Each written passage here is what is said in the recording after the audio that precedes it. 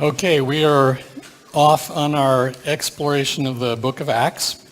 And the first week we talked a little bit about fear and how to identify the main fear that's keeping us from moving.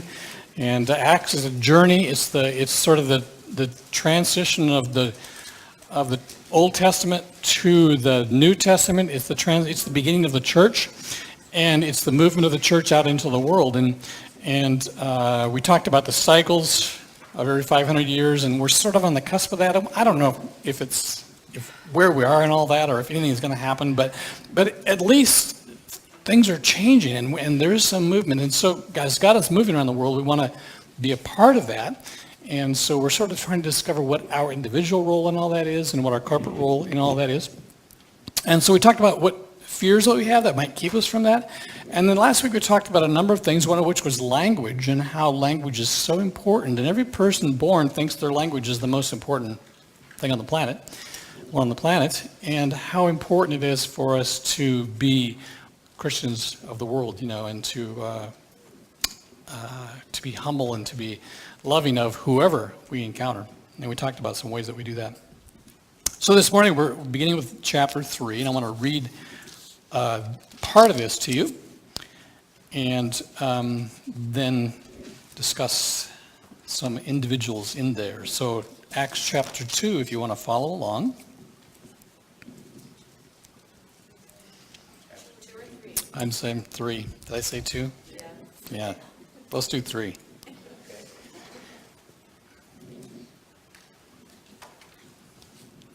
One day, Peter and John were going up to the temple at the time of prayer at 3 p.m. Now a man who was lame from birth was being carried to the temple gate, called Beautiful, where he was put every day to beg from those going into the temple courts. When he saw Peter and John about to enter, he asked them for money. Peter looked straight at him, as did John. Then Peter said, "Look at us." So the man gave them his attention, expecting to get something from them. Then Peter said, "Silver or gold you do not have, but what I do have I give to you. In the name of Jesus Christ of Nazareth, walk." Taking him by the right hand, he helped him up, and instantly the man's feet and ankles were strong. He jumped to his feet and began to walk. Then he went with them into the temple courts, walking and jumping and praising God. When all the people saw him walking and praising God, they recognized him as the same man who used to sit begging at the temple gate, called Beautiful. And they were filled with wonder and amazement at what had happened to them. I'm going to pause right there. And I want to talk just for a minute about eschatology. Eschatology the origin of it, the Greek word I think is eskos or something like that. It means last or late. And it refers to the study of things that are going to happen at the end of time. And one of the things that Ezekiel talks about is what will happen just before Jesus returns. And there are a lot of people that have done incredible amount of study looking into all the different scriptures, and they have created these elaborate pictures as to how time is going to go and what's going to happen. In fact, I don't know, maybe you weren't aware of this, but yesterday was a huge eschatological day. Yesterday there was an alignment of the planet that has not happened, I guess, since Adam was here. And so there were many people that were anticipating the rapture. And I think maybe it happened because I was here yesterday and some of you weren't. So my conclusion is that you were raptured. But what we didn't know is that God was going to bring you back. I don't know how that works, but anyway. Eschatology. And so there are these people that have talked about how everything's going to happen. So I want to look at a couple of verses in Ezekiel with you, and I want to give you my version of some eschatology here in all this. I'm just going to read them to you. It's going to flip through quickly, so you may not have time to go there. Okay, this is from chapter 10 of Ezekiel, and it said, when all these things happen, it says, when this great moment, this eschatological event happens, the glory of the Lord departed over the threshold of the temple and stopped there above the cherubim. So one of the first things that happens before all this is that it says the glory of the Lord is going to depart. Now, that happened, didn't it? Remember when that happened? The great parting of the temple, the curtain ripping in two? It happened at the death of Christ, right? So that's sort of the beginning of what this great thing is. And then it says over in chapter 11, the glory of the Lord went up from within the city and stopped before the mountain east of it. So here's my take on it. I think that some of the events that people have interpreted as happening off in the future actually happened in the first couple chapters of the book of Acts. And so my belief is that Christ's return, that Christ coming back is really the foundation, is the emergence of the church. And that is the great moment of the transformation of the world is the transformation of the church moving out into the world. And so the first thing that happens is this huge, let me flip to you a couple other verses here that are interesting to me. It says that this will happen. In chapter 43, I saw the glory of God of Israel come from the east. His voice was like the roar of rushing water, and the land was radiant with his glory. Remember what happened on the day of Pentecost? It said there was a sound like the rushing of wind. And the vision I saw, like the vision I had when he came to destroy the city, and the vision I'd seen by the cave I was in, I fell down. And the glory of the Lord entered the temple through the gate facing east. And on the day of Pentecost, it said that they were in the temple worshiping the Lord, and people heard this huge noise. Remember, they heard this noise, and they all came in, and then the disciples started speaking to them in tongues. And the Spirit lifted me up and brought me into the inner court, and the glory of the Lord filled the temple. So it had left when Jesus was crucified, and now the church is bringing it back in there. So there's just a couple verses, but there's some other things. You kind of look at them in that context, I don't know, kind of makes me wonder. But I want to show you some pictures here because this is important. So this is what the tent or the grounds looked like. We think, this is what, is this today? What's the other one? Show me the other picture for a minute. Yeah, this is the time of Christ. What we sort of think. We're not sure because this temple was completely destroyed in about 60 AD. But so here's all the different gates around the temple. And this is the eastern gate right here. And they have labeled this gate into the temple as beautiful gate, but we're not really sure if when it's talking about that, if it's talking about this gate or that gate, one of those. But that's important. And then up here is the pool of Bethsaida. And if you go back to the other picture now.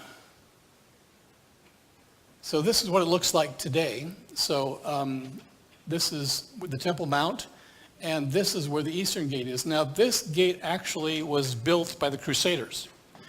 And it was built by the Crusaders because they were trying to rebuild Jerusalem. And then in, I forget what it was, 1200 or something, the Ottoman Empire took over, and they sealed that gate up because they had read some of the eschatological interpretations as the end times, and they didn't want the Messiah to come through there, so they sealed that up, and they put a cemetery, actually, there's a big cemetery right out here in front of this, because they'd read that the Jewish people aren't, it's, if a rabbi can't go into a cemetery, which actually isn't exactly true, but anyway. So, those two things are important, and I'll come back to that in just a minute, but I just wanted you to kind of keep that in your mind. So, in this account, I want to talk about three kinds of characters that emerge. And this isn't descriptive of everyone, but it's descriptive of maybe in a general sense. And what I want you to kind of do in this story is to imagine what your part in all this is, because I'm going to talk about three different people and their part in this role of this emerging church that's going to blow out of the tabernacle, the temple, and literally spread across the planet, and is continuing to do that. Still is today, and we're a part of that. And so whether this is a new movement that God's just starting to do, or whether it's just continuing from what we've been doing, I don't know. But whatever, something's happening and will continue to happen every day, every year of your life. The first person is, I want to refer to Peter as kind of a loud person. And one of the things that I've been fascinated with is to see throughout the ages how the church has shifted. Particularly at the transition of the Industrial Revolution, it shifted from a quiet place to a loud place. And this is sort of in conjunction with my introvert-extrovert looking at individuals, but I kind of also see this in the church. And so the church kind of got really loud during this past 100 years, and we had the revivalists, and we had people up on soapbox yelling and making a lot of noise.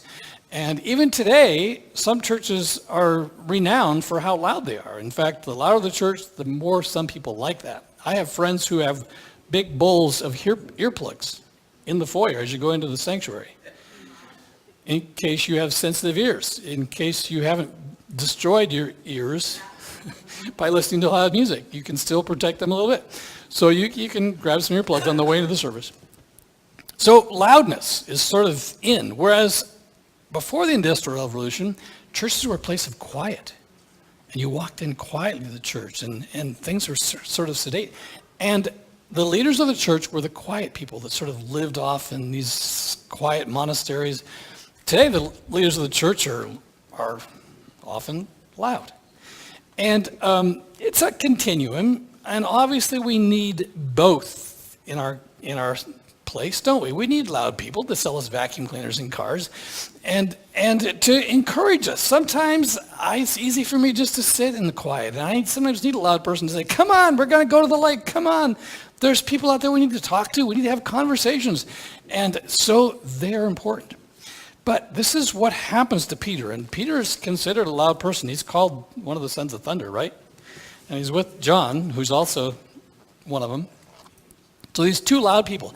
But this is a great thing about Peter's message in this part. So he starts out loudly telling them all how bad they were. Fellow Israelites, why does this surprise you? Why do you stare? I'm kind of skimming through this. Don't try to follow me. The God of Abraham, the God of Isaac, has glorified this servant. You handed him over to be killed. You disowned him to Pilate. He decided to let him go. You disowned the holy and righteous one and asked that a murder be released to you. So he's just kind of right in their face. But then he says in verse 17, now fellow Israelites, I know that you acted in ignorance, as did your leaders. So from here on, you see a part of the Spirit working in the loudness of people to be tempered and to be more gentle. And one thing that's so important when we're talking to people is that we don't engage them in shame.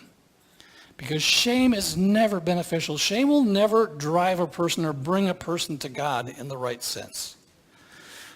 You have to do so through love. And so he presents the facts. This really did happen. But then you also see a part of Peter which is transformed Peter. The quiet, the gentle Peter, the listening Peter, the Peter that is loving and embracing. That's character number one. The next character is the lame person. Now, you may think this is it's a fascinating study because this guy is 40 years old. It says in the next chapter that he's 40 years old. From birth, he's been lame. So what does that mean about him? 40 years old, I looked up, and the lifespan at the first century was 40 years. That was the expected day that so he's at the end of his life. What does he have to share? What is he going to talk about? And here's what's interesting. If you look at where he is, he's sitting at the temple gate, either the inner gate or right into the temple or the outside gate. Probably more likely the outside gate because the religious leader didn't like to have clutter around there. And so I'm guessing he was out there. But you know what? He is just a stone's throw from the pool of Bethsaida. Do you remember what happened in the pool of Bethsaida? One of the most amazing miracles of Christ. In fact, there were many miracles around that area that Christ did and performed. But the pool of Bethsaida was really, really important for the lame people because there was this myth that once in a while an angel would stir up the water in the pool, and if you were the first one in, you'd get healed. Remember that story from the pool of Bethsaida? And so he had to have heard about that, but he missed it. But somebody else didn't. Somebody else had been healed from that. And he must have heard of Jesus, and he must have been around when Jesus came in and out of the temple.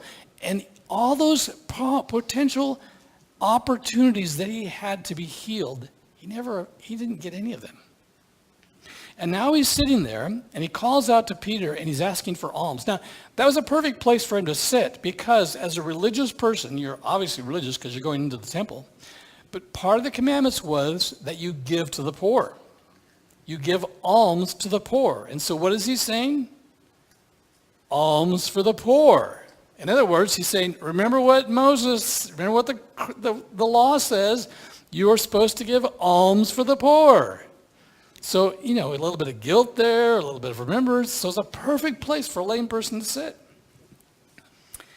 But what he had when he was transformed, and it says that he went leaping and shouting and praising God into the temple courts. What he had that really Peter and John didn't have completely yet was a story of his life. And you know what the most effective way of sharing the gospel is? Through your story. He wasn't a loud person. I don't know if he was a loud person or not. But here he was, a person at the end of his life. I don't know what was going to happen to him at this point. He had absolutely no skills. He didn't have any skills because his whole life, only thing he knew how to do was to sit and to talk and to call out to people, to give him money. So he had no trade skills. I don't know if he had a family. But in order to be used by God, he had an amazing story. And he could tell people about all the opportunities that he missed. But the one where God, in fact, he wasn't asking for a miracle. He was just asking for money. But God stepped into his life and interrupted his life and offered him and gave him something that he never imagined would happen. What an incredible witness that he would have. As he wandered into the pool of Bethsaida the next week, and all those friends of his who were lame said, "What happened to you?" And he said, Let me tell you what happened to me. The next people I want to talk about are people that we have no idea who they are. They are invisible because they are the ones that every day carried this lame person to the gate. He didn't get there on his own. It says that he was placed there. These are the invisible people. These are the people that never want to be noticed. These are the people that faithfully serve behind the lines. These are the people that make money and give it away. These are the people that do things like are part of our care team, and they don't want you to know they're on the care team, but every week they're sending out cards and notes and encouragement to people, leaving gifts on the table, and they don't sign their name, they just say ABC Care Team. And that is a powerful, powerful force in the Church of Jesus Christ. They're the ones that are giving the vast amount of money for relief and for other service areas, not because they want to be noticed, but because their heart is to serve. Their heart is to love people. And their heart is not to be noticed. The reward they get is just from the act of love itself. 3 different people in this story. I don't know if any of those are you or if you're some other place. But figuring out who you are in this journey is so important to moving ahead and to knowing how God is going to use you and how God's going to use you in this next week, in the months ahead, maybe in the rest of your life. Next week, get ready and read chapter 4. Stand together with me, and let me just conclude us with a benediction.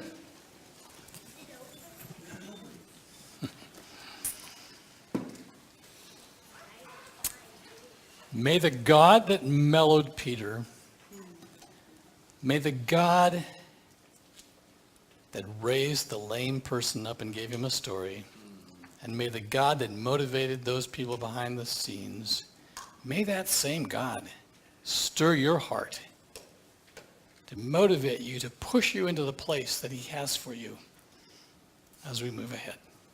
Amen. Amen.